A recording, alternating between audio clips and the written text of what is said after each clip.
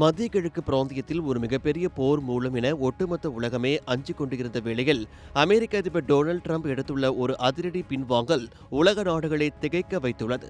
ஈரானின் அணுசக்தி தளங்கள் மற்றும் முக்கிய ராணுவ நிலைகளை தரைமட்டமாக்க லாக் அண்ட் லோடட் நிலையில் இருந்த அமெரிக்க ராணுவம் கடைசி நிமிடத்தில் தனது தாக்குதல் திட்டத்தை தற்காலிகமாக ரத்து செய்துள்ளது.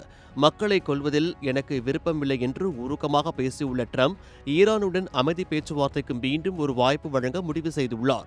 இந்த திடீர் மாற்றத்திற்கு பின்னால் சவுதி அரேபியா, ஐக்கிய அரபு அமீரகம் மற்றும் கத்தார் ஆகிய நாடுகளின் பலமான ராஜதந்திர அழுத்தம் இருப்பதாக தெரிகிறது.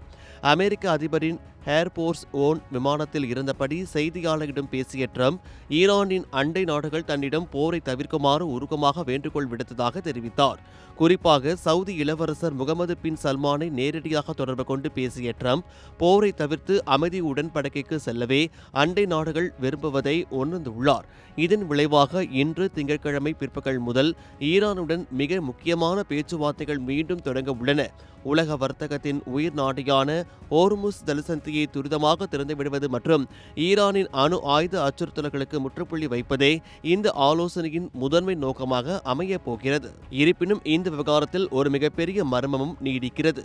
ஒருபுறம் ஈரான் தான் போர் நிறுத்தத்தை கோரியதாக டிரம்ப் கூறி வரும் நிலையில் ஈரானிய அரசு ஊடகங்களோ அதனை முற்றிலுமாக மறுத்து வருகின்றன.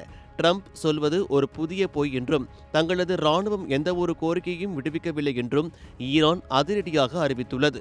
வாஷிங்டனுக்கும் தெஹ்ரானுக்கும் இடையே நிலவும் இந்த முரண்பட்ட தகவல்கள் ஒருவேளை இந்த பேச்சுவார்த்தை தோல்வியடைந்தால் மீண்டும் மிகப்பெரிய மோதலுக்கு வழிவகுக்குமோ என்ற அச்சத்தை உலக நாடுகளிடையே ஏற்படுத்தியுள்ளது.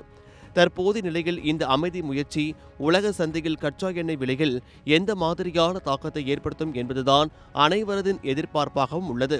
ஹோர்முஸ் ஜலசந்தி திறக்கப்பட்டால் மட்டுமே உலக பொருளாதாரம் மீண்டும் சீராகும். ஒருபுறம் மனிதாபிமானத்தை காட்டும் டிரம்ப், மறுபுறம் நாங்கள் எப்போது வேண்டுமானாலும் தாக்க தயார் என எச்சரிக்கையும் விடுத்துள்ளார்.